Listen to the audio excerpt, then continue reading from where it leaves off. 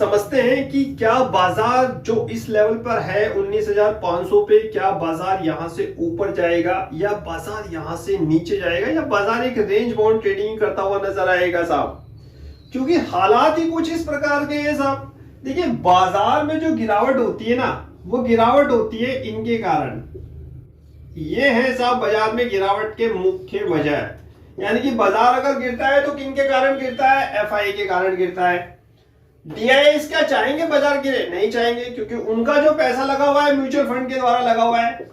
ये चाहेंगे बाजार गिरे? नहीं चाहेंगे। और हाल फिलहाल में कंडीशन ये है कि डीआईएस के पास 9 लाख करोड़ के आसपास का माल है, तो ये तो बिल्कुल नहीं चाहेंगे कि बाजार गिरे।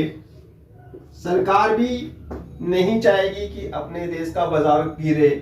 किसी भी देश की जो सरकारें होती हैं वो नहीं चाहती हैं कि उनके स्टॉक मार्केट में कोई आंच आए, उनका स्टॉक मार्केट गिरे। मेन जो कारण होते हैं गिरावट में, इनकी प्रॉफिट बुकिंग होती है।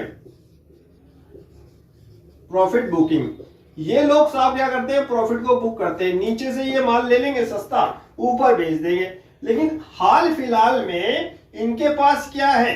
कैश में पोजीशन जो है वो ना के बराबर है, खत्म है, नील। यानी कि इनकी जो लॉन्ग पोजीशन है, अब लॉन्ग पोजीशन जो मैं आपको बताता रहता हूं कैसे निकालते हैं, इस समय 10 या 11 के आसपास है, भले मेरे ख्याल से और कम ना हो गई हो। यानी कि कैश में इनके पास माल ही नहीं है, तो कैसे गिराएंगे? अब ये जो बाजार से हट गए हैं, यानी कि गिरावट होती है बाजार में जब एफआई माल बेचते हैं। अब एफआई के पास कैश में माल नहीं तो गिरावट कैसे होगी?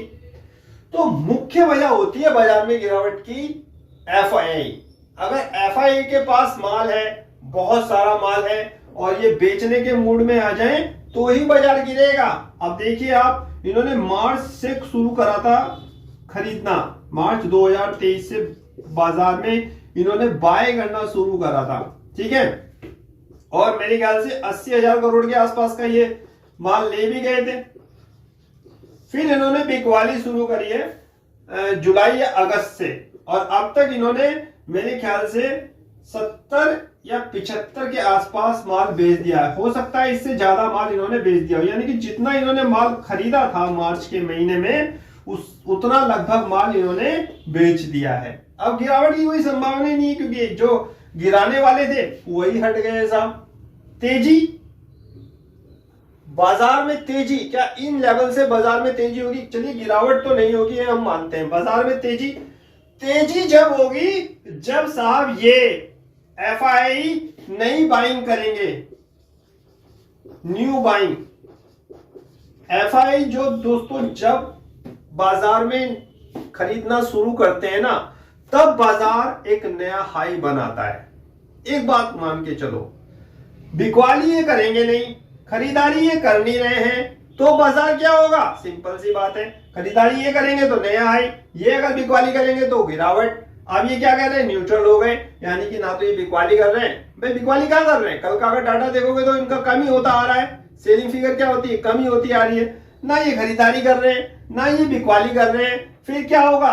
बाजार क्या होगा? रेंज बाउंड होगा, एक टाइट रेंज में काम होगा, और वही हो रहा है बाजार में। आप देखोगे टाइट रेंज, जिस दिन इन्होंने खरीदारी शुरू कर दी, बाजार क्या हो जाएगा? सर पर तोड़ जाएगा। फिर जो 21,000 का टारगेट दे रहे हैं ना, उनके टारगेट पूरे हो जाएंगे।